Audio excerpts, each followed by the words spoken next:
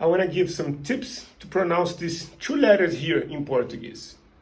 The sound is It's one of the most important and difficult sounds in Portuguese. You will find in words like yes and no, sim e não, or in the first name, Joaum, which is one of the most popular names in Brazil and in Portugal. I think it's really hard to pronunciate because there's no equivalent in English. Have in mind, the sounds comes from your nose.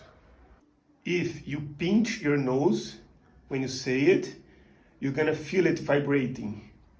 Oh. And the sound should be blocked if you're doing correct. First, you can try to say the Keep your mouth open and say the humming.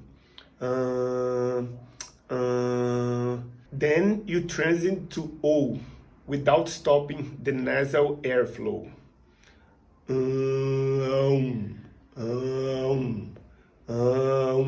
Closing your mouth in the end. You can train by coughing with your mouth closed. You're gonna feel the air going out through your nose. And then you try to make a sound together with the coffee, closing your mouth like I don't want you guys to sing Joaum. The sounds don't come from your mouth or your throat, but through your nose. If you're getting closer to something like now, you are wrong, okay? It's not it's